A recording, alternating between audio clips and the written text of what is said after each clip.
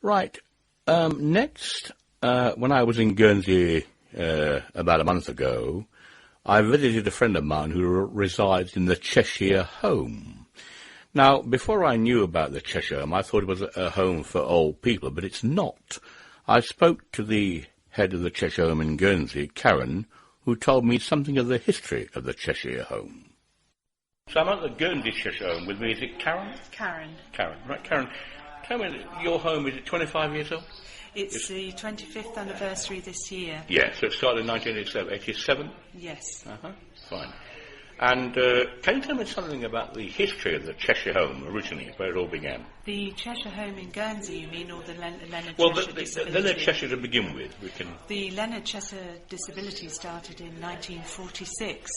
It was Leonard Cheshire who just left the army after following the war, and a friend of his was having problems finding somewhere to live because of disability that he'd sustained during the war. So he decided to set up this home in England, and that was how the first one started. And then he started to take other wounded people into the home, generally people with a physical disability. And then it sort of grew from there, and I think the founders of the Guernsey Cheshire Home, of which there's only a couple left, Stephen Jones and Eon Vigors, with a steering committee, decided that they would like to set up a place over here, and they managed to secure this property, and with a lot of with nothing actually to start with, they managed to buy the property, and they were given a lease, a bank help from the bank, and they started to try to get the first residents in. And in fact, Dave Kilby is still here. He was one of the very first residents in the home in 1987-88. And it's gone from strength to strength. Marvellous. So how many residents do you have in this? We have capacity for 11 residents and one respite room, but we have a vacant room at the moment because unfortunately one of our residents died in January. So at present you've got 10 residents yes. in the home.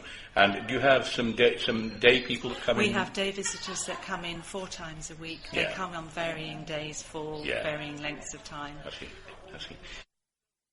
Well, that was my visit to the Cheshire Home in June of this year, when I went to see my friend in Guernsey. It was very interesting. Now, this next article is about the Trans-Siberian Railway. I don't have a name for who sent this in. Anyway, we can still have a listen.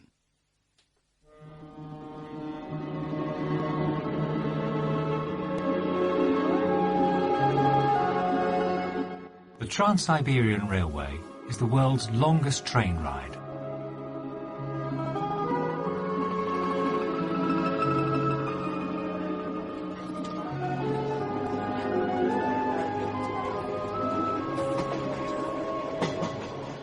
The Transsib Express took 31 years to build and was completed around 1900.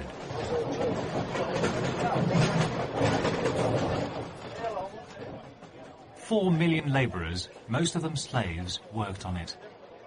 The length of the track? Almost 8,000 kilometres.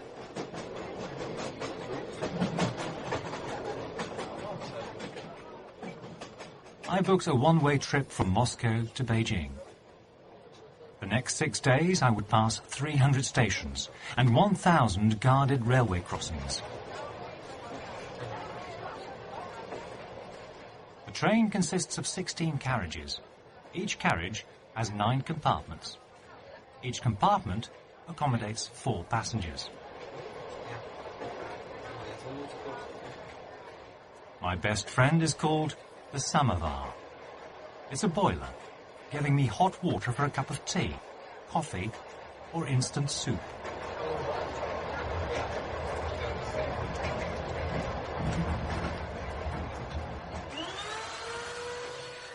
Miss Provodnitsha is the stewardess in our carriage. She serves breakfast, cleans the carriage, and acts as a guard during the stops at the stations.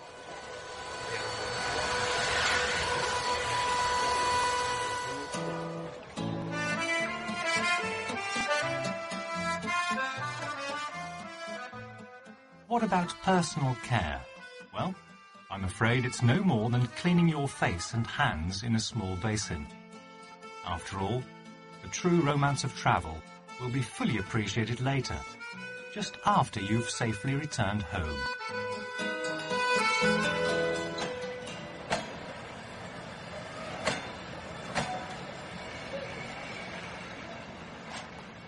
The express train runs day and night. It only stops twice a day at an anonymous station. It's when everybody hurries to get out and take some photos. Don't forget to clean your window on the outside.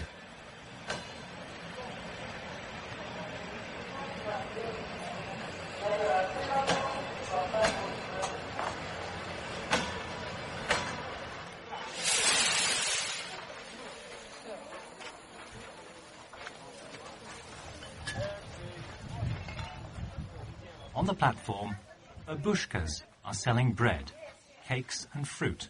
And, if you're lucky, you can buy homemade vodka too.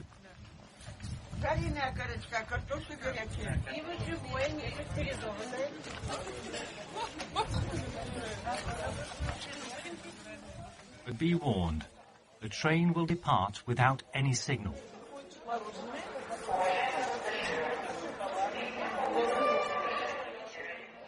Therefore, none of the passengers ventures more than 20 steps away from the train's doors. Missing the train means losing your luggage, waiting at least 1 week for the next train, and, in the meantime, trying to obtain another travel visa.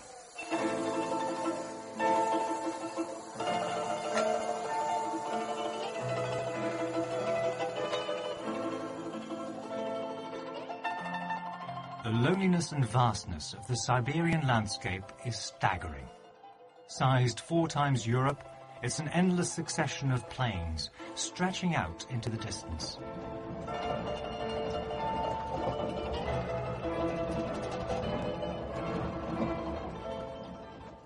I see passengers staring out of the window for hours on end, hypnotized by the view.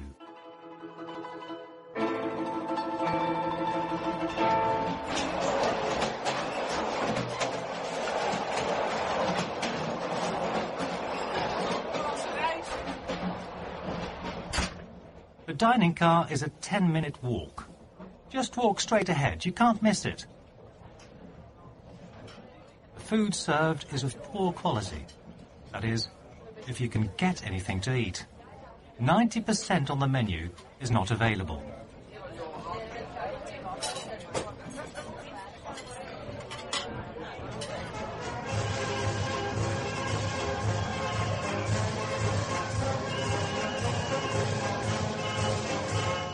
Suddenly we arrive at a major city, where the architecture is from the era of Joseph Stalin.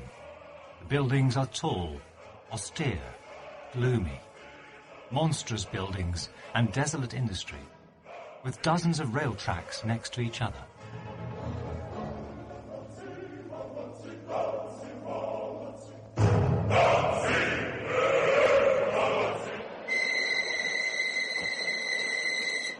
During the journey, we pass 7 time zones.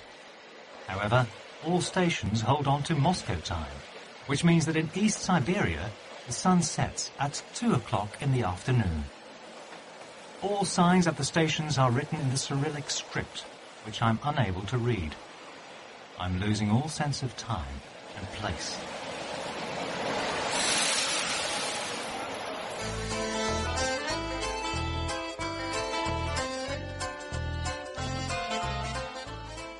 The track is 9 centimeters wider than it is in Europe.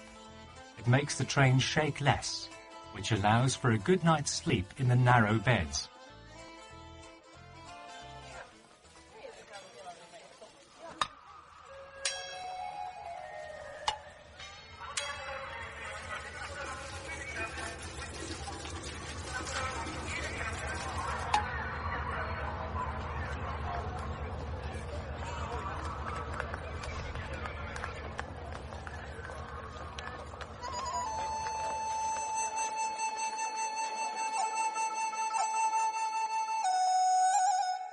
At last, from the Red Square in Moscow, to Tiananmen Square, the square of heavenly peace in Beijing. My train ride has ended. A lengthy journey, but there was not a single moment that I felt bored.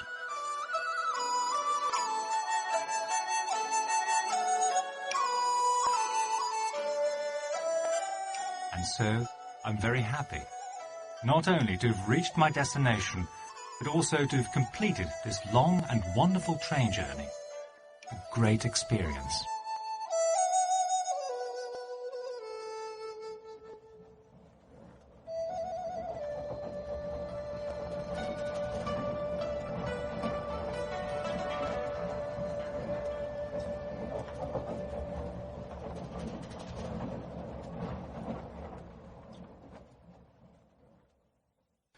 Well, I hope you enjoyed that. Now, in March 2009, I went on a course, a science course it was, with Adventure and Learning. We stayed somewhere near Bristol, and among a few other things, we visited the Clifton Suspension Bridge and one or two other places. On the last day, we had a visit to Concorde. That's that supersonic aircraft. It's now permanently grounded at Filton, near Bristol. We had a little coach tour of Filton before boarding the aircraft, and at the end of our coach tour, the guide introduced us to Concorde. So here's how it all started. Right, here's the baby you've come to see.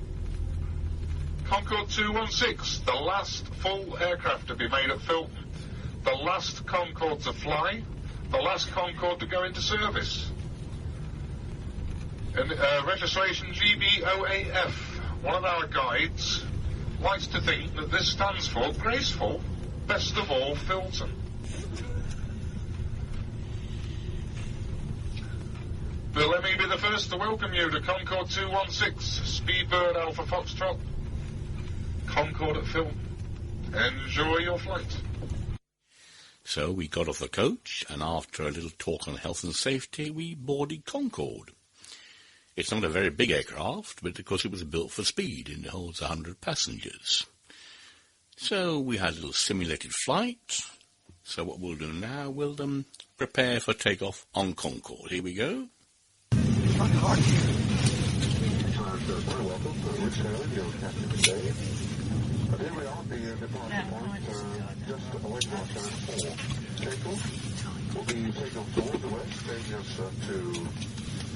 Ready, and then basically following the M4 to Bristol, which of course is the home of the British Concorde. And once over the Bristol Channel, we'll be cleared to climb and accelerate towards Mach 2, which we will achieve at 50,000 feet and approximately 55 minutes into our flight. Now, I'd like to bring to your attention special things about Concorde. All takeoffs require reheats afterburners and full power. And for avoid the purposes of 1 minute and 22 seconds after the application of the full power reheat, we then cancel reheat afterburners and reduce power. This will reduce the noise in the surrounding environment. At the same time, of course, it will reduce the noise in the cabin. So for those of you at the back of the aircraft, you'll notice a large reduction in noise. This is quite normal. We'll slowly climb up towards 26,000 feet, and for about 8 minutes or so, whilst we're over the UK, we shall be flying subsonically at Mach 0.95. This already is some 100 miles an hour faster than our subsonic version. The flight time today of 3 hours and 28 minutes, and we expect to reach a height of 58,000 feet. So once we're at subsonic at 26,000 feet, I'll be making some further information.